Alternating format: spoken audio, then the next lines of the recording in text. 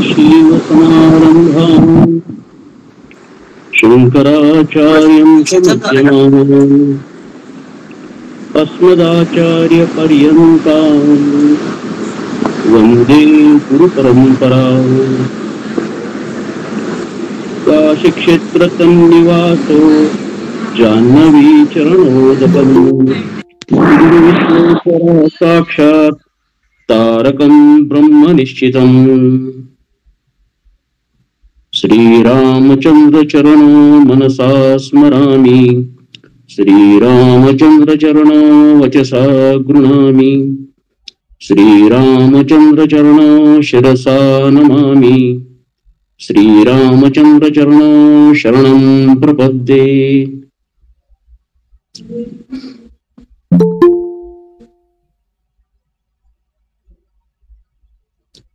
परमपूजनीय गुरुदेवांच्या कृपाशीर्वादाने, दयेने आणि कृपादृष्टीने आज श्रीराम प्रभूंच्या नवरात्राच्या पर्वणीच्या काळामध्ये त्यांच्या अलौकिक अशा अवतारी कार्याविषयी बोलण्याची आज सुसंधी भगवंताने प्राप्त करून दिलेली आहे।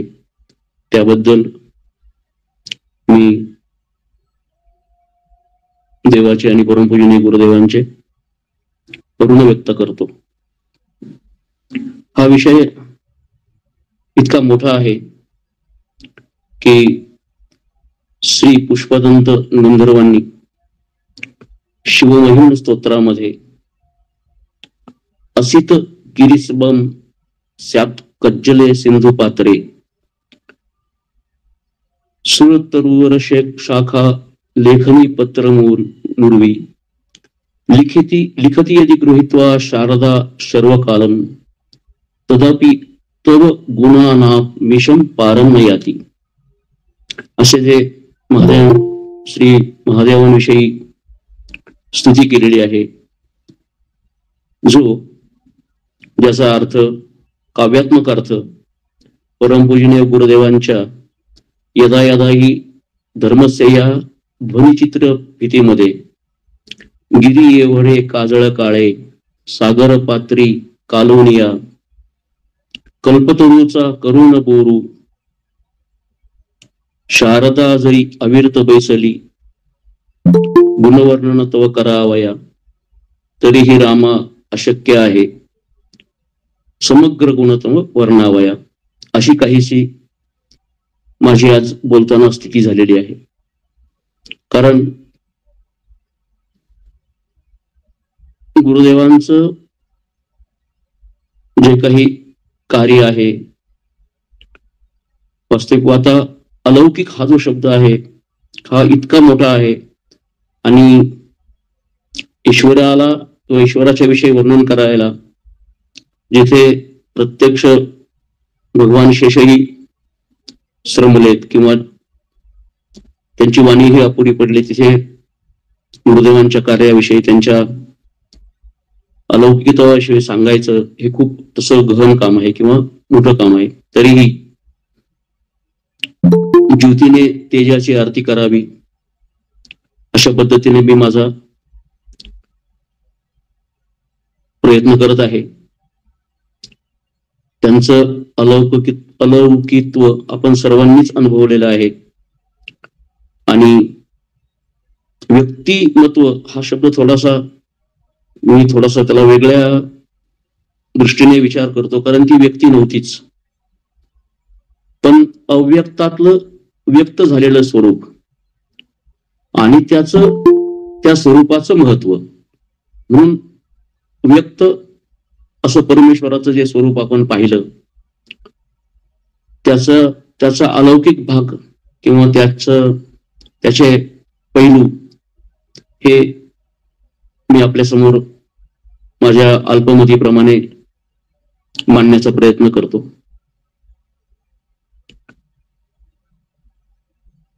एका घागरीत सागर साठवायचं हे जसं अशक्य आहे, तसं त्यांचं समग्र वर्णन किंवा समग्र पैलू किंवा समग्र अलौकिकत्व सांगणं खूप अवघड आहे. परंतु त्या निमित्ताने त्यांच्या चरित्राचं गायन करायला मिळेल, त्यांची स्तुती करायला मिळेल आणि माझ्या मनात असलेल्या त्यांच्याविषयीच्या ज्या काही स्मृती आणि भावना आणि त्यांचे जे ऋण आहे ते व्यक्त करण्याची एक संधी मला मिळाली असं मी समजतो. त्यांच्या अवतार कार्याबाबत सांगण्यापूर्वी आपण थोडस आपल्या संप्रत काळाविषयी थोडस बोललं तर वावगं ठरणार नाही असं मला वाटतं. आपण ज्या भूमीत जन्म घेतला ती भारतभूमी ही ऋषीमुनींनी, देवांनी आणि अनेक अवतारांनी समृद्ध झालेली अशी ही भूमी आहे. परमेश्वराचा स्पर्श लाभलेली या भारतभूमीवर आपल्याला जन्म मिळाला हे आपलं सर्वांचं खूप मोठं भाग्य आहे. ज्या वेदांच्या ऋचांनी इथलं सर्व वातावरण समृद्ध झालेलं आहे, अशा भारतभूमीवर कलियुगाच्या प्रभावाने म्लेंच यवनादींच्या आक्रमणामुळे आणि अनेक पंथांच्या इथे झालेल्या वास्तव्यामुळे नकळत आपल्या मूळ परंपरेला, मूळ संस्कृतीला थोडीशी ग्लानी आल्यासारखं भास होत आहे, झालेला होता. परंतु भगवंताचे जे गीतेमधले वचन आहे, यदा यदा हि धर्मस्य ग्लानिर्भवति भारतः अभ्युत्थानम अधर्मस्य तदा आत्मानं सृजाम्यहम्, त्याप्रमाणे भगवान श्री शंकरांनी ह्या वैदिक परंपरेचं पुनर्स्थापन करण्यासाठी, वैदिक परंपरेचं महत्व सर्वांसमोर मांडण्यासाठी कालाडी प्रांतात जन्म घेतला आणि वैदिक संस्कृतीला एक समृद्ध स्थान निर्माण करून दिलं. त्या काळानंतर मध्ये काही काळ यवनांचं राज्य, काही काळ म्लेंछांचं राज्य, या काळामध्ये खूप मोठी आपल्याला या परंपरेपासून दूर जाण्याची किंवा त्याविषयी अनभिज्ञ राहण्याची काही मधल्या पिढ्यांना त्या काळातून जावं लागलं. तथापि परमेश्वराला दया असल्यामुळे म्हणा किंवा आपल्यावर कृपा व्हायची होती म्हणून 16/2/34 आपण सर्वच जाणता फाल्गुन शुद्ध तृतीया या दिवशी परमपूजनीय गुरुदेवांच्या रूपाने ते अव्यक्त परमेश्वरी स्वरूप या भूमीवर अवतरित झालं. तो काळ म्हणजे जवळजवळ 90 वर्षापूर्वींचा काळ हा अतिशय खडतर होता. आजही ज्यांनी रायतळे हे गाव पाहिलेलं आहे की ज्या ठिकाणी परमपूजनीय गुरुदेवांचा जन्म झाला, खेडगाव काय असतं किंवा खेड्यातलं जीवन किती कठीण असतं, आजही ते गाव अतिशय खेडवळ आहे. तर याच्या आधी 90 वर्ष ते कसं असेल याची कल्पना सुद्धा आपण करू शकत नाही की ज्या काळात कुठलीही दळणवळणाची साधनं नव्हती किंवा कुठलीही संपर्काची साधनं नव्हती, अशा काळामध्ये ज्या काळात आपण पारतंत्र्यात होतो, अशा काळामध्ये भगवंताने त्या रूपाने आपल्याला एक मोठं उपकृत करण्याचं साधन निर्माण केलं.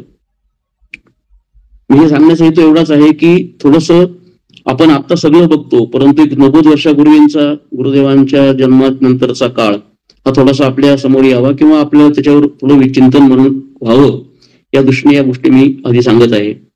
की तिथून असं ऐकण्यात येतं की गुरुदेवांचं कुटुंब कवडगावला होतं. कवडगाव ही अगदी असंच खेडगाव आहे.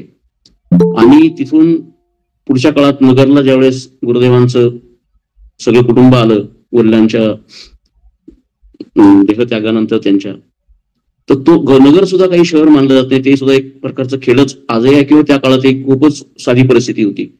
अशा काळामध्ये अलौकिकत्वाचा भाग कसा निर्माण होऊ शकतो याची कल्पना आपण कशी करू शकतो, की वयाच्या 7व्या-8व्या वर्षी जे आपण नेहमी ऐकलेलं आहे की प्रत्यक्ष परमेश्वराच्या वाणीतून एका 8 वर्षाच्या बालकाला हा आदेश प्राप्त होणं, हे माझ्या चिंतनातून किंवा माझ्या मनाला जे पहिलं भावलं हे अलौकिकत्व आहे, की ज्या वयामध्ये सर्वसामान्य जे काही लौकिक भाग जो आहे, लौकिकातले जे लोक असतात, व्यवहारातले जे लोक असतात किंवा जे मुलं असतात, ते त्यांचा पूर्ण काळ किंवा ते जे वय असतं ते खेळण्याचं किंवा शाळेत जाण्याचं, या काळामध्ये परमेश्वराने त्यांना आदेश देऊन गाणगापूरला प्रत्यक्ष स्वामींनी दर्शन द्यावं, हा त्यांच्या जीवनातला अलौकिकत्वाचा पहिला भाग होता. आणि ज्या काळामध्ये कुठलंही सामाजिक किंवा व्यवहारातलं सहकार्य किंवा असं काही घडू शकतं किंवा परमेश्वराचं दर्शन किंवा परमेश्वराची अनुभूती एखाद्या लहान मुलाला येऊ शकते, या कल्पनेच्या पलीकडे सर्व समाज असताना गुरुदेवांनी त्या काळापासून, ज्याला आपण साधना किंवा ज्याला आपण त्यांची तपश्चर्या म्हणतो, त्याला सुरुवात केली. हे किती म्हणजे विचार केला तर अद्भुत भाग आहे, की एक लहान मुलगा सर्व काही सोडून परमेश्वराच्या, पूर्वीचा काळ होता की प्राप्तीसाठी, पण इथे असं आहे की प्राप्ती झाल्यानंतर त्याच्या सेवेसाठी आपलं आयुष्य सुरू करतो.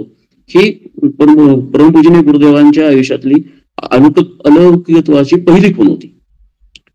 त्या काळात तिथून पुढचा जो काळ गेलेला आहे तो त्यांचे निष्ठावान भक्त कैलासवासी भिकवान खासनीस यांनी लिहिलेल्या श्री रामराय महात्म्य या पोथीत आलेला आहे. तो आपण सर्वजण वाचता, त्यामुळे आपल्याला गुरुदेवांच्या त्या काळात घडलेल्या अलौकिक गोष्टींची माहिती आहे. तथापि एक विलक्षण अनुभूती त्या काळात आली होती, जी मी प्रत्यक्ष गुरुदेवांच्या मुखातून ऐकलेली आहे. त्याचं मी तुम्हाला थोडस तो अनुभव किंवा ती म्हणजे गुरुदेवांचे अलौकिकत्व किंवा ख्याती सर्वसामान्य इतर लोकांमध्ये पसरण्यासाठी किंवा कळण्यासाठी ती घटना खूप विशेष आहे. आणि त्यातून गुरुदेवांचा सर्व साक्षीत्व किंवा परमेश्वराशी असलेलं एकरूपत्व किंवा परमेश्वरी स्थितीची त्या काळात त्यांना झालेली प्राप्ती, याची थोडीशी एक झलक किंवा एक तुम्हाला त्याचं हे होईल. हे मी स्वतः गुरुदेवांनी सांगितलेलं प्रत्यक्ष त्यांच्या गुरुमुखातून ऐकलेलं आहे. गुरुदेव त्यावेळेस म्हणाले की माझं वय साधारण 12-14 वर्षांचं त्यावेळेस असेल. त्या काळापासून भस्म लावणं किंवा जटा वगैरे हे सगळ्या गोष्टी होत्या आणि हा मुलगा असाधारण आहे असं काही लोकांना माहिती होतं. त्या काळामध्ये गुरुदेवांच्या शब्दात माझ्या परिचयाचे एक गृहस्थ आळंदी इथे परमपूज्य श्री ज्ञानेश्वर महाराजांचे निष्ठावान निस्सीम भक्त होते. आणि त्यांचा एक नियम होता की ते दरवर्षी आळंदीला एका ठराविक कालावधीमध्ये जाऊन ज्ञानेश्वरीचं पारायण करायचे. आणि गुरुदेवांच्या संपर्कात ते असल्यामुळे त्यांचं नित्य बोलणं होत असायचं. तर गुरुदेव म्हणाले की असंच आम्ही संध्याकाळी बसलो होतो, ते गृहस्थ आले, माझ्याजवळ बसले, म्हणाले आता उद्या आळंदीला जायचंय. मी नेहमीप्रमाणे काय विशेष वगैरे, तर त्यांनी सांगितलं की माझं नित्य पारायण असतं. तर गुरुदेव म्हणाले, मी ते थोडंसं ऐकलं, थोडा शांत झालो आणि त्यांना माझ्याकडून म्हणजे गुरुदेवांकडून सहज म्हणून गेलं की मला असं वाटतं की यावेळेस तुम्ही जाऊ नये आळंदीला. तर माझ्यापेक्षा जवळजवळ म्हणजे गुरुदेवांपेक्षा जवळजवळ 20-1 वर्षांनी मोठे असल्यामुळे त्यांचं त्या ग्रस्तांचं वय जवळजवळ 35च्या आसपास त्यावेळेस होतं आणि गुरुदेव 14-15 वर्षाचे होते.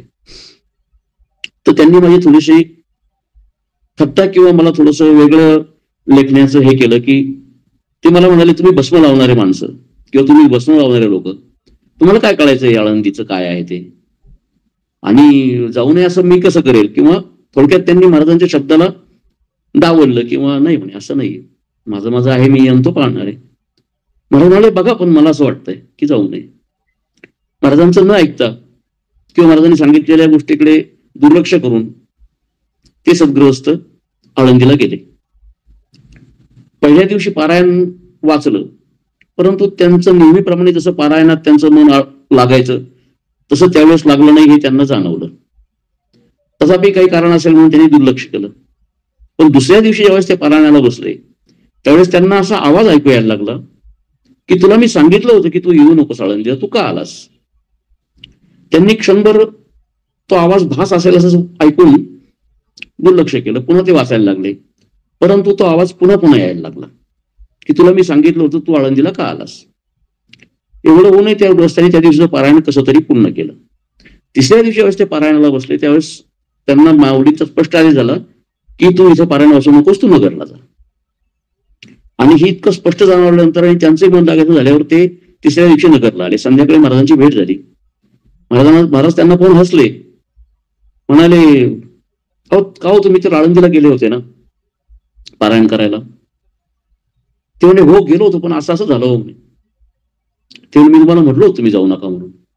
आणि ज्यावेळेस गुरुदेवांनी हे दुसऱ्यांदा सांगितलं की मी तुम्हाला म्हटलं होतं तुम्ही जाऊ नका म्हणून, मग त्या व्यक्तीला त्यांची ट्यूब पेटली आपल्या भाषेमध्ये की अरे हे कोण सांगतायत आपल्याला. आणि मग त्यांना जाणवलं की हे जे काही आहेत हे काही लहान मुलं जरी असलं तरी याचं काही म्हणजे हे सर्वसामान्य व्यक्ती वाटत नाही. आणि मग त्यांना लक्षात आलं की हे असामान्यत्व आहे आणि त्यांनी गुरुदेवांना साष्टांग नमस्कार घातला.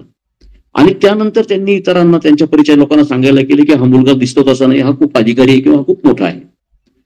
ही एक घटना त्यांच्या अलौकिकत्वाचं एक मिळालेलं मला त्यांच्याकडूनच ऐकायला मिळालेलं एक उदाहरण आहे. हे माहित नाही, काही लोकांना माहिती असेल नसेल, परंतु हे खूप, कारण भिक्खूंच्या बाबतीत घडलेलं सर्व श्रुत आहे. हरदासांच्या घरचे पूजेला गेल्यानंतरचे त्यांनी दुसऱ्या रूपाने येऊन पूजा केली. परंतु ही जी घटना आहे ही सुद्धा अतिशय असामान्य आहे की प्रत्यक्ष माऊलीच महाराजांच्या मुखातून बोलत होती की तुम्ही येऊ नका किंवा तुम्ही जाऊ नका यावेळेस आळंदीला. त्याचप्रमाणे आणखी एक घटना अशी एक घडली की ती महाराजांच्या बालपणीच त्यांचं अलौकिकत्व सिद्ध करणारी होती. या घटनेला, ही घटना आपल्या आश्रमातच घडली. साधारण 2010, मला साल नक्की माहित नाही, त्यावेळेस मी तिथे नव्हतो, तथापि आपले काही सेवक वर्ग, काही भक्तवर्ग तिथे होता. आणि ती घटना अशी आहे की भगवान श्रीधर स्वामी हे नाव सर्वश्रुत आहे. तर त्यांचा काही शिष्य परिवार श्रीधर स्वामींच्या एका निज भक्तासोबत, त्यांचं नाव गोडसे, त्यांच्यासोबत मठामध्ये आलेला होता. आणि ज्यावेळेस ते गोडसे त्या लोकांना घेऊन आले त्यावेळेस आपलं खाली अधिष्ठानाचं दर्शन झालं, वरती दत्तक्षेत्राचं दर्शन झालं आणि ते बाहेर आले होते. ही घटना मला शैलेश लिंबेने, जो आता नाही आपल्यामध्ये आहे, त्यांनी मला सांगितलेली आहे. तर त्यावेळेस ते गोडसे म्हणाले की तुम्हाला हे माहिती आहे का, म्हणाले की ह्या आसनावर महाराजांचा फोटो नाही, जे प्रत्यक्ष बसलेले आहेत म्हणाले. ज्यावेळेस अशी एखादी व्यक्ती अननोन किंवा नवीन आलेली व्यक्ती सांगते त्यावेळेस साहजिकच सगळ्यांना जाणवते की ही व्यक्ती विशेष आहे की जी हे साचू सांगू शकते. मग त्या काळात तिथल्या भक्तवर्गाने त्यांची थोडीशी वार्तालाप केला. त्यावेळेस त्यांनी सांगितलं की मी श्रीधर स्वामींचा भक्त आहे, शिष्य आहे, त्यांची मी हयातीत सेवा केलेली आहे. आणि तुम्हाला त्यांनी एक घटना सांगितली की श्रीधर स्वामी नगरमध्ये भालेराव यांच्या वाड्यामध्ये यायचे. त्यावेळेस हे महाराज खूप लहान होते वयाने, त्यावेळेस श्रीधर स्वामींच्या दर्शनासाठी आले होते. तर ज्यावेळेस परमपूजनीय गुरुदेव श्रीधर स्वामींना साष्टांग नमस्कार घालायला गेले त्यावेळेस श्रीधर स्वामींनी त्यांना साष्टांग नमस्कार घालू दिला नाही. ते स्वतः आसनावरून उठले, महाराजांना त्यांनी आलिंगन दिलं आणि ते म्हणाले की तू मला साष्टांग घालू नकोस, तू खूप मोठा आहेस, तू खूप मोठा होणार आहेस, त्याच्यामुळे तू मला नमस्कार करू नको. आणि आलिंगन ही जी एक अशी एक गोष्ट आहे की ती फक्त बरोबरीचे किंवा आपल्यापेक्षा श्रेष्ठ लोकांकडं लहानांना दिली जाते किंवा आपल्या बरोबरीने असेल तरच, अन्यथा आलिंगन ही गोष्ट दिली जात नाही. तर ही घटना त्या गोडसेंनी स्वतः पाहिलेली होती. त्यामुळे ते म्हणाले की हे महाराज काही साधे नाहीयेत, तुम्हाला जे गुरु लाभले ते अतिशय श्रेष्ठ किंवा अतिशय विशेष असे हे गुरु आहेत. तर या दोन गोष्टी ज्या आहेत ह्या गुरुदेवांचं अलौकिकत्व लहान वयातलं सिद्ध करणाऱ्या, की ज्या कुठे चरित्रात आल्या नाहीत किंवा महाराजांच्या कुठे लिखाणात आल्या, म्हणजे महाराजांच्या विषयी जे लोकांनी लिहिले त्यांच्या लिखाणात आल्या नाहीत. परंतु हा विषय आता जो आहे की तो अलौकिकत्व दाखवणारा आहे. आणि हा अव्यक्त स्थितीतील भगवंत आपल्यासमोर व्यक्त स्वरूपात आलेला असल्यामुळे त्याच्या ज्या काही त्याच्याविषयीच्या ज्या काही त्या भगवंताच्या लीला आहेत किंवा अद्भुत घटना आहेत त्या आपल्या समोर असणं किंवा सर्वांना माहिती असणं हे अत्यंत आवश्यक आहे. अशाच गोष्टी बाकीच्या रामराय महात्म्यामध्ये आलेल्या आहेत. आता एक लहान वयामध्ये भक्ती निर्माण होऊन स्वतः ती करणं आणि एक आदर्श समाजापुढे ठेवणं की ज्या योगे हे सर्व काही आपल्यासारख्यांना या युगामध्ये, या काळामध्ये, 20व्या शतकामध्ये, 21व्या शतकामध्ये पाहायला मिळणं ही सुद्धा देवा भगवंताची आपल्यावर असलेली अत्यंत मोठी कृपा आहे. वास्तविक पाहता इथून मागचा जो काळ होता, इथून मागचे पुरुष होऊन गेले. समजा अगदी रामकृष्ण परमहंसाचं उदाहरण घेतलं, ज्ञानेश्वर माऊलींचं उदाहरण घेतलं, संत तुकाराम महाराजांचं उदाहरण घेतलं, मीराबाईंचं उदाहरण घेतलं, तर या सर्व सत्पुरुषांच्या आयुष्यामध्ये परमेश्वराची प्राप्ती त्यांना झालेली होतीच. तथापि त्यांनी भक्ती मार्ग आणि लोकांना परमेश्वराविषयीची गोडी निर्माण करून दिली. परंतु धर्म संस्थापनेचा वैदिक परंपरेच्या ज्या काही आपल्या संकल्पना आहेत किंवा ही जी परंपरा ज्या पद्धतीने मूळ ऋषीमुनींनी घालून दिलेली आहे, त्यात यज्ञयाग आहेत, पूजेचे अनेक विधानं आहेत किंवा तपश्चर्याचे अनेक मार्ग आहेत, मंत्रांचे अनेक मार्ग आहेत. अशा सर्व गोष्टींची प्रत्यक्ष अनुभूती किंवा या गोष्टी आपल्याला पाहायला मिळणं आपल्या डोळ्यांनी हे फार दुर्मिळ गोष्ट होती. आणि ती आपल्या आश्रमामध्ये जसं गुरुदेवांचं वास्तव्य कुकळवाड्यानंतर दत्तात्रय निवासमध्ये झालं त्यावेळेस पासून तर आजपर्यंत हे लोक अनुभवत आहेत. आणि त्याच्यात सगळ्यात मोठी साक्ष जी आहे ती शृंगेरी शंकराचार्यांचं 1982 साली 1984 साली आश्रमामध्ये झालेलं आगमन आणि त्यांनी महाराजांच्या विषयी दिलेलं की गंगा से गंगा मिली किंवा त्यांनी जे महाराजांच्या कार्याविषयी केलेली स्तुती आहे ती सुद्धा ह्या गोष्टींना अत्यंत पूरक आहे. आता हे सगळं मी का सांगत आहे की माझे व्यक्तिगत गोष्टी सांगतो की 4 वेद आहेत. हो, आपली परंपरा आहे, आपल्या वेदामध्ये 4 वेद आहेत किंवा 6 शास्त्र आहेत. हो आहेत, परंतु हे काय आहे नेमकं किंवा कसं असतं ह्या गोष्टी कधीही पाहण्यात, ऐकण्यात किंवा अनुभवण्यात नव्हत्या. की ज्या वेळेस आश्रमामध्ये ह्या गोष्टी कटाक्षाने गुरुदेव करून घ्यायचे आणि त्या ज्यांना ज्यांना पाहायला मिळाल्या त्यांना त्यावेळेस कळालं की हे असं असतं, यज्ञयाग असे करायचे असतात किंवा त्याचा नियम. म्हणजे सगळ्यात महत्वाचं म्हणजे महाराजांकडून आपल्या सर्वांना एक मिळालेली अत्यंत मोठी गोष्ट आहे ती म्हणजे पावित्र्य आणि शुचिता, स्वच्छता, शिस्त आणि वेळ ही कशी सांभाळावी किंवा कसं पाळलं जावं. अगदी साधी गोष्ट सांगतो की नमस्कार कसा करावा. मला तरी साष्टांग नमस्कार ही गोष्ट मी कधी पाहिलेली नव्हती किंवा अनेक गुरुदेवांसमोर जे भक्त आले त्यांना साष्टांग नमस्कार घालायला शिकवावं लागलं महाराजांना स्वतः की गुडघे टिकून नमस्कार करायचा नाही किंवा हात जोडून नमस्कार करायचा नाही. तर त्यांनी त्यासाठी म्हणजे समजून सांगणं, दया जो ईश्वराचा गुण आहे त्याने आणि शिस्त लावण्यासाठी कडक होणे या दोन्ही गोष्टी त्यांनी करून दाखवल्या. आणि त्यातून आज गुरुदेवांचे भक्त जे आहेत ते या गोष्टींवरून बाहेरच्या स्थानांमध्ये ओळखले जातात. असे अनेक लोक सांगतात की ज्यावेळेस नृसिंहवाडीला आपल्याला भक्त जातात, श्री क्षेत्र नृसिंहवाडीला किंवा गाणगापुरात जातात किंवा अन्य शंकराचार्यांच्या किंवा संन्यासींच्या दर्शनाला जातात तर ज्यावेळेस साष्टांग नमस्कार ते लोक घालतात त्यावेळेस ते लगेच म्हणतात की तुम्ही नगरच्या परमपूजनीय श्रीसागर महाराजांचे भक्त आहात का. तर लोकांना आश्चर्य वाटतं हे कसं. तर म्हणे त्यांच्याकडचे येणारे लोकच हे गोष्टी करू शकतात किंवा त्यांच्याकडे येणाऱ्या लोकांनाच या गोष्टी माहिती आहेत. की अगदी साधी गोष्ट सांगतो म्हणजे गुरुदेवांचं किती बारीक लक्ष असायचं की दर्शनाला येणाऱ्या बैठकीच्या वेळेस काय लोक तुम्ही लोक म्हणजे टावेल गुंडाळून पूजा करता म्हणे. देवाची पूजा करताना कसं असावं, देवाच्या पूजेचे वस्त्र कसे असावेत किंवा देवपूजेचं महत्व कसं आहे हे त्यांनी बैठकीत सांगितलं. एक ती साधी गोष्ट असते की खरोखर पूर्वी म्हणजे मी तर असं डोळ्याने पाहिलेलं आहे की आंघोळ करून त्याच टावेलने उत्पत्ती ओवाळायची किंवा काय दिवा ओवाळायचा, नमस्कार म्हणजे हात जोडून नमस्कार, गुडघे टेकवणं साष्टांग नमस्कार हा विषयच नाही. तर अशा पद्धतीतून लोकांना शिकवणं हे ज्ञानदानाचं जे म्हणजे ज्ञानाचा जे काही भाग आहे तो महाराजांनी खूप गोष्टींनी करून घेतला. आणि त्याच्यावरून आपण जे गुरु परंपरा स्तोत्र म्हणतो की शिवम ज्ञानोपदेष्टारम, गुरुदेव हे नेहमी म्हणायचे की हे गुरु तत्व जे आहे शिवस्वरूपाचं तत्व आहे, तुम्हाला जे लाभलंय हे शिवस्वरूप आहे. आणि हे शिवस्वरूप ओळखता यावं यासाठी तुम्ही प्रयत्नशील राहा.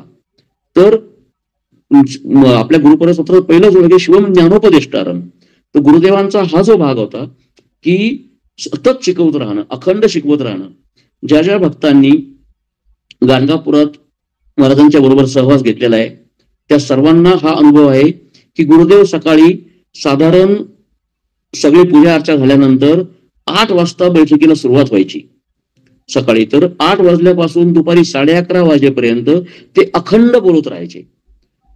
प्रत्येक 1-1 तासाची बैठक व्हायची साधारण की 8 ते 9 किंवा 9:15 जसं जसं महाराजांचं बोलण्याचा आवेग असेल किंवा जसे विषय असतील त्याप्रमाणे 9:30 ते 10:30 आणि 10:30 ते 11:30.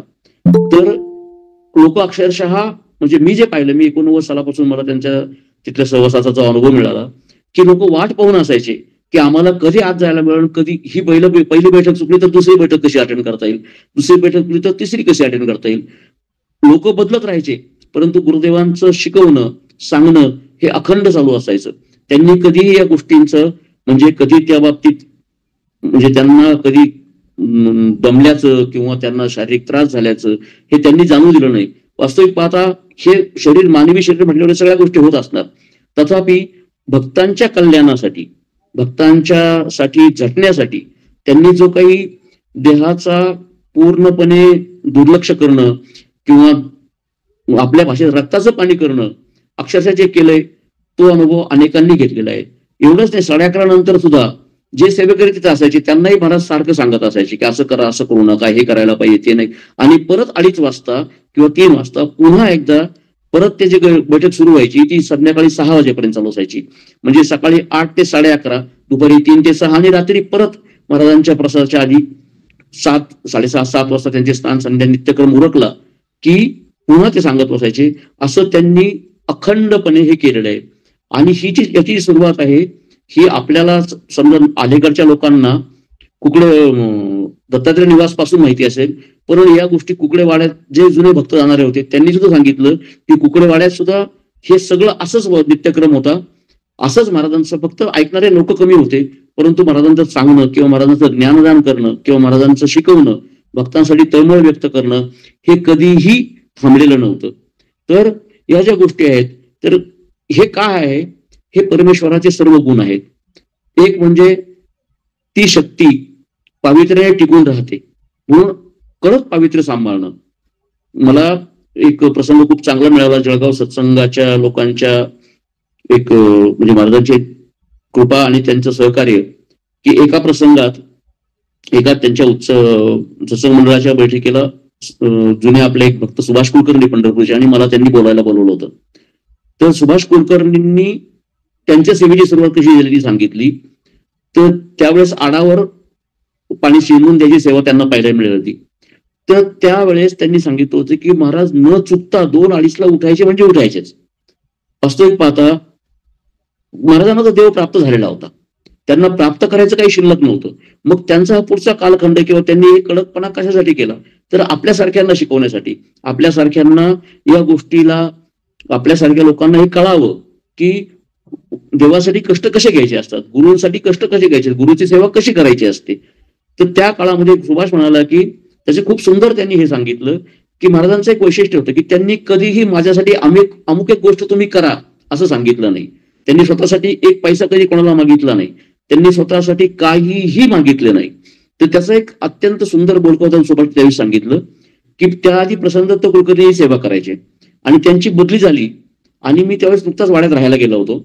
तर वय लहान होतो म्हणे, समज काहीच नव्हती, पण मी महाराजांना म्हणालो होतो म्हणजे सुभाष म्हणाला होता की महाराज मी पाली शिंदून द्यायची सेवा केली चालेल का. महाराज क्षणभर थांबले, त्यांची त्यावेळेस पद्धत होती क्षणभर थांबायचे, ते थोडा विचार करून मग महाराज म्हणले हरकत नाही पण ही खूप अवघड काम आहे बरं, हे तुला वाटतं तितकं सोपं नाही, तुला जमेल का बघ असं. म्हणजे महाराजांनी त्यांना एक हो म्हणे महाराज करेल, मग तुम्ही मला उठल्यावर सांगा, मी जागाच आहे. महाराज काही बोलले नाहीत. सुभाष दुसऱ्या दिवशी पहाटे उठून बसला. महाराज आडावर कधी गेले, कधी बादल्या घेतल्या, स्नान करून कधी वर आले त्याला काही कळालं नाही. पण महाराजांनी काही सुभाषला सांगितलं नाही की तू ये किंवा तू चल. असा 1 दिवस गेला, 2 दिवस गेले, मग सुभाषच्या लक्षात आलं की काहीतरी आपलं चुकतंय. मग त्यांनी लक्ष ठेवलं आणि महाराज गेल्याबरोबर त्यांच्या पाठोपाठ तो गेला आणि आडावर जाऊन उभा राहिला. मग त्यावेळेस महाराज म्हणले आलास का, ठीक आहे. आणि मग सुभाषने सांगितलं की ते बादल्या शेंदून देणं म्हणजे पहिली बादली संपायच्या आत दुसरी बादली शेंदावी लागायची म्हणून. तर थोडक्यात सांगायचं काय हेतू एवढाच की महाराजांनी कधी माझ्यासाठी अमुक एक गोष्ट तुम्ही करा असं महाराज कधीही स्वतःच्या मुखाने कधीही कोणाला म्हणाल्याचं मला आठवत नाही. हा, हे देवाचं कार्य आहे, तुम्हाला तुमच्या पद्धतीने देवाच्या कार्यासाठी तुम्हाला काय मदत करायची ती करा. हे आपल्या दत्तात्रय निवास, वेदांत, महालक्ष्मी मंडप, दत्तक्षेत्र या गोष्टीसाठी ते बोलले. परंतु त्यांना व्यक्तिगत स्वतःसाठी त्यांनी कधीही कोणालाही काहीही मागितलं नाही किंवा अमुक एक गोष्ट माझ्यासाठी करा अशी सांगितली नाही. अगदी निजभक्त असतील, प्रेम असेल तेवढं ते, पण तेही कुठलाही आग्रह नाही, हक्क नाही असं नाही, पण ते फार क्वचित प्रसंगी असेल, पण नाहीच. म्हणजे महाराजांनी स्वतःसाठी, कारण महाराजांनी एक खूप सुंदर वाक्य मला आठवतं की आमच्या लोकांची स्थिती अशी असते म्हणाले की आम्ही शिष्यांची पण आठवण ठेवायची नसते, इतकं अलिप्त होता आलं पाहिजे. आणि हा जो भाग आहे हा मी तुम्हाला का सांगतोय की देव कधीही म्हणणार नाही की तुम्ही माझ्यासाठी अमुक एक गोष्ट करा, किंवा देव कधीही म्हणणार नाही की तुम्ही हे असं करा म्हणजे तुमचं असं होईल.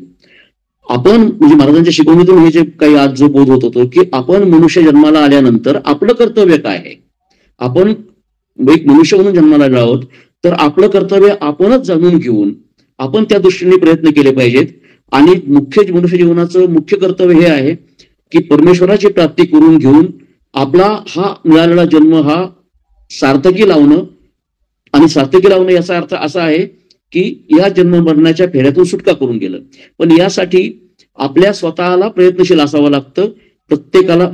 परमेश्वर आपल्या गुरुदांच्या माध्यमातून किंवा त्याच्या प्रारब्धाप्रमाणे ज्याला त्याला जे गुरु प्राप्त झाले असतील त्या गुरूंच्या माध्यमातून तो सारखा शिकवण्याचा किंवा आपल्याला सांगत असतो.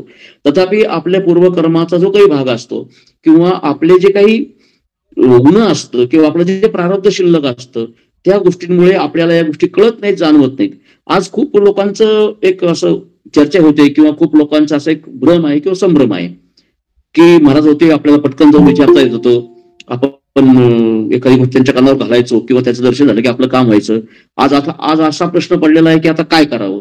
वास्तविक पाहता असा प्रश्न जर पडत असेल त्यात मी असू किंवा अन्य कोणी असू तर ते आपलं खूप मोठी, मी स्वतः कमकुवतपणा मानतो किंवा आपलं खूप मोठं हे आहे ते की महाराज नाहीत असं तुम्ही आपण कसं म्हणू शकतो. जर आपल्या स्तोत्रामध्ये चराचरी व्यापकता दयाची, अखंड भेटी मजला दयाची असं जर आपण म्हणतो, जर ते चराचरात व्यापक आहेत किंवा जे रामराय महात्मे असतात त्यात स्पष्ट भिगवानांनी वर्णन केलेलं आहे की ऐसे रायाचे शरीर साहे अंगी देवभार. तर ज्या शरीरामध्ये प्रत्यक्ष देवाने वास केलेला आहे किंवा ज्या शरीराच्या माध्यमातून आपल्या सर्वांना परमेश्वराची अनुभूती आलेली आहे, त्या काळातही महाराज म्हणाले की महाराजांचे स्पष्ट शब्द आहेत की आज मी देहात आहे तरी तुम्हाला आशीर्वाद आहेत आणि नंतरही मी तुम्हाला कायम आशीर्वाद किंवा आधार देत राहील. मग जर त्यांचे जर शब्द आहेत तर ते कधीही खोटे असणं शक्य नाही. मग आपल्याला आधार नाही असं का वाटावं, तर ते केवळ आपल्या बुद्धीचा, आपल्या श्रमाचा किंवा आपल्या भक्तीचा कमकुवतपणा आहे. आपली जशी जशी बुद्धी, आपली जशी जशी भक्ती, जशी जशी आपली चिंतन मनन महाराजांविषयी असलेला श्रद्धाभाव हा वृद्धिगत होत जाईल, स्थिर होत जाईल, तस तसं या गोष्टीची अनुभूती यायला लागेल. आणि हे म्हणजे स्थिर होत जाईल असं मी का म्हणतो, कारण त्या काळामध्ये एक प्रसंग असा आला होता की हृदय एकदा बैठकीत होते की तुम्ही सगळे या चरणांशी स्थिर व्हा, तुम्ही सगळे या चरणांशी स्थिर व्हा. तर माझ्या मनात अशी भावना आली की आपण इतके वर्ष झाली इथे येतोय किंवा आपण महाराजांच्या सान्निध्यात आहोत, मग आपण स्थिर नाहीत का. तर मी महाराजांना म्हटलं, मग महाराज आपण म्हणजे थोडंसं मी धाडस करायचं बोलायचं कधी कधी, तर गुरुदेव आपण असं म्हणताय की स्थिर व्हा, मग आम्ही अजून स्थिर नाही का. तर महाराज नाही म्हणाले होते. आणि मला खूप धक्का बसला होता की असं कसं काय महाराज म्हणू शकतात. त्याचा अर्थ आज जाणवतोय की त्यानंतर गुरुदेवांच्या देहावस्थेच्या नंतरच्या गोष्टी, म्हणजे त्यांचं ब्रह्मतत्वात त्यांचं देहलीन झाल्यानंतरच्या गोष्टी, अशा काही घटना घडल्यात की खरोखर जे लोक सत्संगाला निश्चित अगदी एकही दिवस न चुकणारे होते, गुरुदेवांच्या दर्शनालाही एक दिवस न चुकणारे होते, सत्संगाचे पदाधिकारी होते, अशा सुद्धा भक्तांनी दर्शनाला येणं बंद केलं का. तर महाराज कुठे जातात किंवा महाराज नाहीत किंवा आता काय. तर ह्या ज्या भावना ज्यावेळेस दिसून आल्या काही लोकांच्या किंवा आजही काही लोकांच्या मनात संभ्रम असेल, तर त्यावेळेस महाराज जे म्हटले होते की तुम्ही स्थिर व्हा, म्हणजे याचा तुम्ही स्थिर नाही आहात. तर ते का महाराज म्हटले होते ते आता कळतं की थोड्या थोड्या आपल्याला येणाऱ्या संकटामुळं किंवा थोड्या थोड्या विवंचनेमुळं आपण विचलित होऊन जातो किंवा आपल्याला संशय निर्माण होतो. आणि मग त्यांच्या अस्तित्वाविषयी शंका आल्यानंतर मग ती अनुभूती येणं स्वाभाविक आहे की ती अनुभूती न येणं किंवा ती अनुभूती त्यांची प्रचिती न येणं. कारण एका बैठकीमध्ये एक प्रसंग असा आला होता की एक व्यक्ती होती, मला ती आठवत नाही, पण गुरुदेवांकडे आली, साष्टांग घातला, काही गोष्टी सांगितल्या आणि महाराजांना म्हणाले की महाराज अजून काही माझं ते मार्गी लागलं नाही वगैरे. तर महाराज काही बोलले नाही, ठीक आहे म्हणे, माझे आशीर्वाद आहेत नेहमीप्रमाणे ते जे सांगायचे. ती व्यक्ती गेल्यानंतर महाराजांनी गुरुचरित्रामधली एक ओळी उच्चारण केली, आपण सर्वांनी ती ऐकलेली असावी, माझ्या पण ती कायम स्मरणात आहे आणि कायम मी डोळ्यापुढे ठेवतो. संशय धरुणी मानसी श्री गुरु काय देई म्हणसी, या गुणे हा भोग भोगेसी नाना चिंते व्याकुळसी. आणि मग संशय या विषयावर पुढे महाराज बोलले की असं आहे, म्हणाले की तुम्हाला जर या शक्तीविषयी संशय निर्माण झाला तर प्रचिती येणं लांबतं म्हणाले. आणि तुमची स्थिती, तुम्ही एवढ्या सामान्य स्थितीला आहात की संशय येणं हे स्वाभाविक आहे. पण संशय कशामुळे येतो? परमेश्वराच्या अस्तित्वाविषयी. हे त्यांनी ज्यावेळी सांगितलं की तुम्ही लोक जे अन्न सेवन करता त्या अन्नामुळे जे विकार किंवा जे काही विचार निर्माण होतात त्यामुळे संशय निर्माण होतो. कारण अन्न ज्या पद्धतीचं यायला पाहिजे, अन्न ज्या पद्धतीचं सात्विकता त्या अन्नामध्ये असायला पाहिजे ती नसते म्हणाले. आणि हे सर्वसामान्य माणसांना खूप अवघड आहे, त्यामुळं हा मार्ग खूप कठीण आहे. पण तरी तुम्ही प्रयत्नशील राहा की तुमच्या मनात परमेश्वराविषयी कुठेही संशय निर्माण होऊ देऊ नका, म्हणजे ती शक्ती प्रत्येक गोष्टीची ताबडतोब दखल घेईल. पण आपली भक्ती किंवा आपलं एकंदरीत जे पूर्वप्राक्तन असतं ते किंवा पूर्वकर्मांचा जो दोष असतो तो आपल्याला सारखा आडवा येत राहतो किंवा सतावत राहतो आणि त्यामुळे आपण आपली इच्छित गोष्टी आपल्याला प्राप्त होत नाहीत. गुरुदेवांच्या अलौकिकताचा एक भाग असा आहे की दया, परमेश्वराचे जे अनेक गुण आहेत त्या गुणांपैकी एक गुण आहे दया. तर गुरुदेवांचं एक गोष्ट अशी अनुभवाला आली, मी ज्या काळापासून दर्शनाला येतो त्या काळापासून आतापर्यंत पाहिलेलं, की त्यांनी कधीही कोणालाही अवहेरलं नाही. जी व्यक्ती येईल कोणालाही कधी दर्शन नाही असं म्हणाले नाहीत. कधी प्रकृती अस्वास्थ्यामुळे किंवा काही त्यांच्या व्यक्तिगत गोष्टीमुळे काही काळ जरी ते दर्शन झालं नसेल त्या व्यक्तीच्यामुळे, परंतु येणाऱ्या प्रत्येक व्यक्तीला त्यांनी जवळ केलं. आणि त्यांचं एक वाक्य कायम होतं की मी तुम्हाला दयेपोटी जवळ केलेलं आहे. मी स्वतः त्याचं अत्यंत मोठं उदाहरण आहे की वास्तविक पाहता म्हणजे गुरुदेवांचं दर्शन होणं काय, लांबून पाहण्याची सुद्धा योग्यता किंवा पात्रता किंवा पूर्वकर्माचे दोष असे होते की त्या चरणांपर्यंत येणं हे अतिशय म्हणजे शक्यच नव्हतं. माझ्या आयुष्यातल्या पूर्व आयुष्यातल्या काही दोषांचा जर विचार करता, इतकं श्रेष्ठ दर्शन होणं किंवा या परंपरेचा अनुग्रह लाभणं हे शक्यही नव्हतं. तथापि मी ज्या दिवशी दर्शन आलो त्या दिवसापासून आजपर्यंत महाराजांनी कधी अवहेरलंय किंवा दूर केलंय किंवा त्यांच्या विचारांपासून आपण कधी दूर झालो हे आजपर्यंत कधी शक्य झालेलं नाही. महाराजांचं एक वाक्य आहे, अमृत कलश मध्ये ते छापून आलेलं आहे. त्यांनी खूप सुंदर उदाहरण दिलं. उदाहरण देण्यामध्ये गुरुदेवांचं खूप आपण सर्वांनी ऐकलेलं आहे की वृक्ष असतो म्हणाले, वृक्ष किंवा झाड हे सर्व फळांना सारखाच रस पुरवत असतं.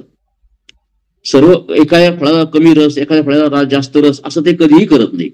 तथापि एखाद्या फळाच्या प्रारब्धवश ते जर त्या झाडापासून विलग झालं तर त्या झाडाचा काही दोष नसतो. तर त्याचा महाराजांचा सांगण्याचा उद्देश असा होता की तुम्ही स्वतःहून हे चरण सोडून जाऊ नका. तुमच्यावर ही शक्ती अशी आहे, महाराज म्हणाले होते की ही शक्ती अखंड परीक्षा घेते आणि ही शक्ती तुम्हाला या चरणाजवळ स्थिर राहू देत नाही. नाना गोष्टी घडून तुमच्या मनात विकल्प कसे निर्माण होतील, तुम्हाला संशय कसा निर्माण होईल, इथे काही नाही असं कसं वाटेल, अशी ही शक्ती कार्य करते. म्हणजे हे मायेचं रूप आहे. तर त्यामुळे तुम्ही इथे कुठेही त्या याच्यात न जाता तुम्ही हे चरण सोडून जाऊ नका. तर हे त्याचं कारण हेच होतं की जोपर्यंत आपण त्या वृक्षाला चिटकून आहोत तोपर्यंतच त्या वृक्षाचा रस आपल्याला मिळण्याची शक्यता आहे आणि आपल्याला परिपक्वता येण्याची शक्यता आहे. जर अर्धा कच्च्या अवस्थेत आपण जर तो वृक्ष सोडून गेलो तर तो दोष वृक्षाचा राहणार नाही. तर त्यामुळे आणखी एक ऊर्जेतली ओळी मला आता आठवली की महाराजांचे एक वाक्य असायचं नेहमी की भक्ती असावी दृढतर. पुढे आहेत त्या ओळी पण आता, पण याचा अर्थ काय म्हणाले की तुम्ही तुमची भक्ती, तुमची निष्ठा या गुरुचरणांशी स्थिर ठेवा. परमेश्वराचे अनेक स्वरूप आहेत. आपल्याला गुरुदेवांच्या गुरु स्वरूपातून हा परमेश्वर लाभलेला आहे. आणि महाराज एकदा ज्यावेळेस एका वाढदिवसाचा आशीर्वाद होता बाहेर महालक्ष्मी मंडपाच्या आणि वेदांती महाराजच्या मधल्या पॅसेजमध्ये सर्व भक्तजन बसले होते आणि गुरुदेव तिथे आसनावर बसून आशीर्वाद देत होते. आणि त्यावेळेस त्यांनी महाराजांनी सगळ्या लोकांना सांगितलं होतं, विचारलं होतं की इथे तुम्ही ज्या अर्थी आलात त्या अर्थी तुम्हाला काहीतरी अनुभव आहे. असं कोणीही बोट वर करावं की मला अनुभव आला नाही असं उभं राहून सांगावं. की मला अल्प असेल एखाद्याला, मोठा असेल एखाद्याला, पण अनुभव आला नाही असं मला असं वाटत नाही. असेल तर मला कोणी अगदी निसंकोचपणे सांगा. त्यावेळेस एवढ्या मोठ्या सर्व गर्दीत कोणीही हात वळवून सांगितलं नाही की मला अनुभव आला नाही. याचा अर्थ असा आहे की प्रत्येकाला अनुभूती आहे. मग अनुभूती जर असेल तर आपल्याला संशय काय येतो? हा दोष आपला आहे. त्यामुळे परमपूजनीय गुरुदेवांचं जे काही दयाभावातून असलेलं हे अलौकिक स्वरूप आहे, त्यांनी दयेने सर्वांना जवळ केलेलं आहे. ते आजही त्याच स्थितीमध्ये आहे की ज्या स्थितीमध्ये देहावस्थित होते, आणि त्या स्थितीमध्ये ते आजही सर्वांना मार्गदर्शन करत आहेत. आपल्याला त्यांचं मार्गदर्शन कळत नाही किंवा समजून येत नाही, याचा अर्थ आपण आपली पात्रता, आपली भक्ती वाढवावी. गुरुदेवांनी एके दिवशी बैठकीत असं सांगितलं होतं की आता तुम्हाला हे खूप सोपं आहे. त्यांनी खूप सुंदर उदाहरण दिलं होतं. ते उदाहरण मी कधी आपल्या भक्तांच्या ह्याच्यात बोलताना मी सांगितलेलं आहे. आज तर परत एकदा मला आठवलं म्हणून परत एकदा सांगतो की आज कसं आहे म्हणाले की ही जसं वाहती नदी असते, नदीतून पाणी घ्यायला काहीच करावं लागत नाही. कडेला बसलं की ओंजळ घातली की पाणी हातात येतं, काहीही कष्ट नाहीत म्हणाले. तुम्हाला सहज आज हे सगळं लाभ आहे. पुढचा काळ कसा असेल म्हणजे देहावस्थेनंतरचा, गुरुदेवांनी जे देह ठेवल्यानंतरचे त्यांचं जे होतं की पुढचा काळ कसा असेल म्हणे की हे आडामधलं किंवा विहिरीमध्ये हे पाणी असेल आणि तुम्हाला शिंदून घ्यावं लागेल, म्हणजे पोहरा लागेल, साधनं लागतील आणि ताकद लावावी लागेल, तेव्हा हे प्राप्त होईल. आता सारखं सोपं नाहीये. तर तो जी स्थिती आहे ती आता आहे की हे आता जर प्राप्त करून घ्यायचं असेल त्यासाठी कष्ट करणं हे स्वाभाविक, कष्ट करणं आवश्यक आहे. आणि कष्टाशिवाय म्हणजे हे प्राप्त होणार नाही, हे महाराजांनी त्यावेळी सांगितलं होतं. त्यामुळे आता ती जी साधनं आहेत ते साधनं सगळे प्राप्त करून घेऊन त्याप्रमाणे कष्ट केले तर ती शक्तीची अनुभूती आजही सहज येणं काहीही अवघड नाही. तथापि त्यासाठी आपण आणि आपल्या समोर प्रत्यक्ष परमेश्वराने गुरुरूपात येऊन एवढे कष्ट केलेले आहेत. अनेकांनी हे म्हणजे माझ्या आधीपासून ऐकणारे इथे जे लोक असतील त्यांनी माझ्या आधीपासून गुरुदेवांचे कष्ट पाहिलेले आहेत. पहाटे 2 वाजल्यापासून रात्री झोपेपर्यंत ते लोकांसाठी आणि देवासाठी तर हे सर्वांनी पाहिलेलं आहे. आणि मग ते जर आपले गुरु स्वतः परमेश्वर असून एवढे कष्ट करतात तर आपण आणि परमेश्वर तर आपल्याला साधा वरात पैसा मिळवायचा असेल, लौकिक मिळवायचा असेल किंवा प्रयत्न करावे लागतात. अगदी विद्यार्थी जशी विचार केला तर पहिला नंबर मिळवायचा असेल. तुमचा म्यूट करता का? तुमच्यामुळे डबल आवाज येतो. हलका इंग्रजी झालं का? हो झालं. तर इतका म्हणजे प्रत्यक्ष परमेश्वर स्वरूप असून जर त्यांनी एवढे कष्ट केले तर मग आपण का करू नयेत? आणि गुरुसेवा हे करायला मिळणं यासारखं भाग्य नाहीये. आपण सर्वजण इतके भाग्यवान आहोत की आपल्याला प्रत्यक्ष गुरूंचे चरण लाभलेले आहेत. त्या चरणांचा आपण आनंद घेतलेला आहे, त्या चरणांचे आपण दर्शन घेतलेलं आहे, त्या चरणांशी आपण प्रत्येकाने आपापल्या परीने काही ना काही सेवा रुजू केलेली आहे. मग एवढं सगळं असताना आपण मग कमी कष्ट करण्यात कमी का राहावं? तर माझे म्हणजे महाराजांनी त्यांच्या आचरणातून किंवा त्यांच्या स्वतःच्या जीवनातून असं दाखवून दिलेलं आहे की या मार्गाने जायचं असेल तर आपल्याला आयतं काही करायचं नाही. वास्तविक महाराज म्हणाले होते की माझा एवढा अधिकार आहे की मी कोणाच्याही स्वप्नात जाऊन सांगू शकेल की एवढे पैसे दे, ती व्यक्ती आणून देईल, आपल्याला काही करावं लागणार नाही. पण आपल्याला त्या मार्गाने जायचं नाही. आपण घरोघरी जाऊन भिक्षा मागायची का? तर ही कर्तव्याची भिक्षा आहे. त्यांनी अनेक गोष्टी महाराजांनी त्यावेळेस ज्यांनी केलं ते सेवेचं कार्य त्यांना अनुभूती दिली वेगवेगळ्या पद्धतीने आणि त्यांच्याकडून ते कार्य करून घेतलं. तर म्हणजे महाराजांच्या अलौकिक भागातला हा एक दयाभाव जो असा होता की दयेने जवळ करून अनेकांना त्यांनी या मार्गाला प्रवृत्त केलं आणि या मार्गातून त्यांनी दाखवून दिलं की हे आपल्यासाठी हा मार्ग अनुकूल आहे किंवा आपण या मार्गाचं अनुसरण केलं पाहिजे. तसंच सर्व साक्षीत्व हा एक भाग आहे. अनेक लोकांना हे अनुभव आलेले आहेत की गुरुदेव हे नगरमध्ये जरी होते तरी मुंबईच्या लोकांना किंवा परगावचे जेवढे भक्त होते त्यांना त्यांच्या त्यांच्या ठिकाणी ती अनुभूती आलेली आहे. आणि याचं सगळ्यात मोठं उदाहरण, काही लोक विस्मरणात गेले असतील, काही लोकांना अनुभूती आहे, 1996 साली झालेले मुंबईतले बॉम्बस्फोट हे फार मोठं आहे की साखळी बॉम्बस्फोटामध्ये अनेक लोकांना अनेक इजा झाल्या, काही मृत्युमुखी पडले, तथापि महाराजांच्या एकाही भक्ताला एकही ओरखडा उमटलेला नाहीये. ही जी गोष्ट आहे ही गुरुदेवांचं सर्व साक्षीत्व, जे परमेश्वरी सर्व साक्षी असतो, हे दाखवणारी आहे की ज्यांनी जे लोक महाराजांची म्हणजे अनुसंधानात होते किंवा जे जे त्यांची सेवा करतात त्या कोणत्याही व्यक्तींना एवढ्या मोठ्या कालखंडामध्ये मुंबईत विशेष करून त्याचा म्हणजे कोणालाही धक्का सुद्धा लागू दिला नाही महाराजांनी. हे त्यांच्या सर्व साक्षीत्वाचं किंवा परमेश्वरी अस्तित्वाचं किंवा त्यांच्या दयेचं हे खूप मोठं एक उदाहरण आहे. त्यांच्या व्यक्तिमत्व नाहीच, अव्यक्तातल्या देवाचे इतके पैलू आहेत की ते सांगणं किंवा त्याच्याविषयी वर्णन करणं हे कितीही केलं तरी कमीच आहे. तसंच एक गोष्ट सांगतो की महाराजांनी एक गोष्टीचा उलगडा त्यावेळेस केला होता. दक्षिणामूर्ती अष्टकम हे जे स्तोत्र आहे हे खूप कमी लोकांना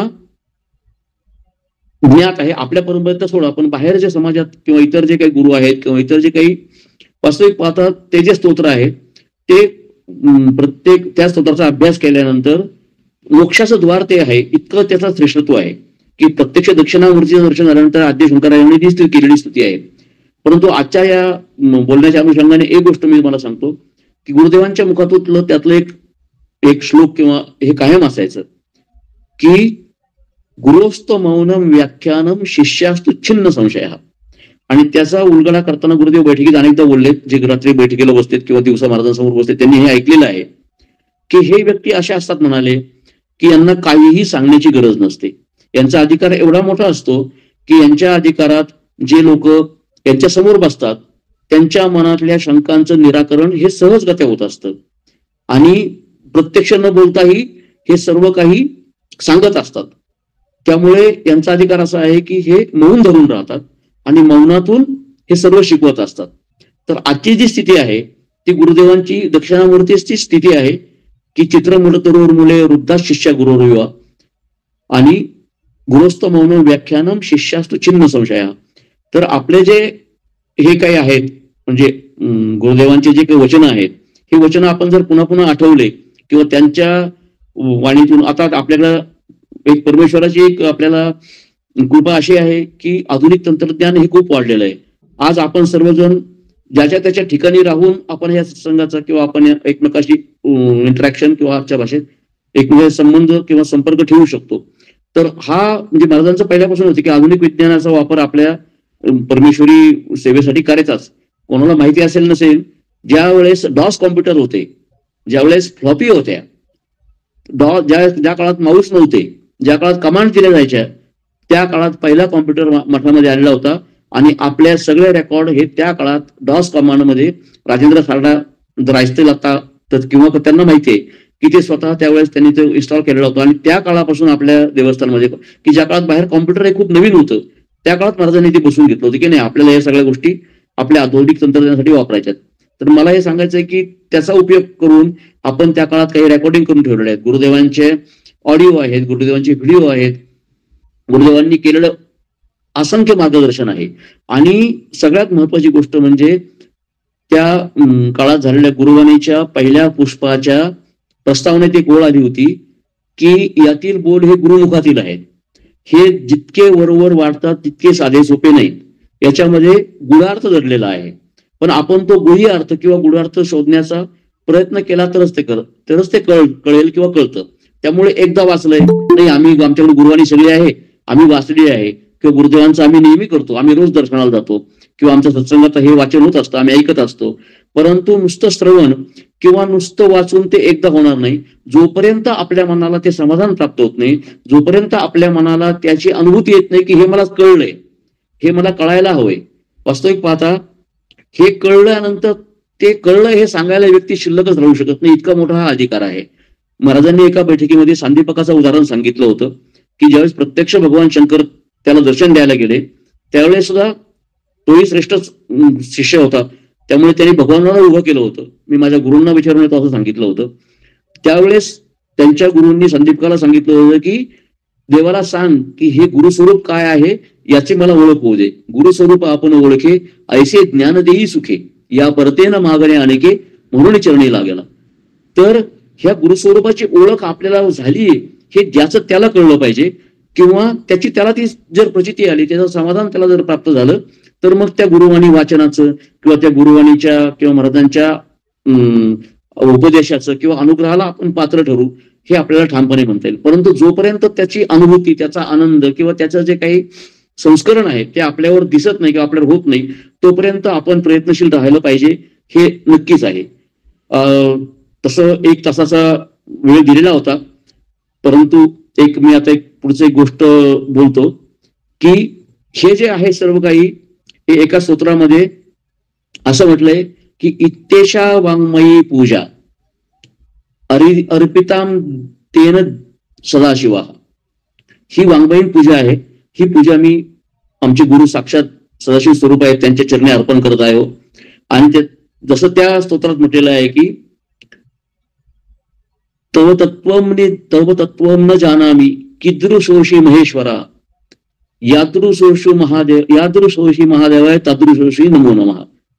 तुमचं स्वरूप काय आहे, किती मोठं आहे, हे माझ्या आकलनाच्या किंवा माझ्या समजण्याच्या पलीकडचं आहे. तुम्ही ज्या स्वरूपात असाल त्या स्वरूपात माझा हा नमस्कार, माझी ही वाङ्मयीन पूजा स्वीकार करावी असं बोलतो. आणि माझे हे गुरुदेवाविषयी असलेले जे काही शक्य झालं ते मी त्यांच्या चरणी अर्पण करतो. यातील त्रुटी उणिवा असतील त्या माझ्या आहेत, ते योग्य जे असेल ते सर्व गुरुदेवांची कृपा आहे असं समजावं.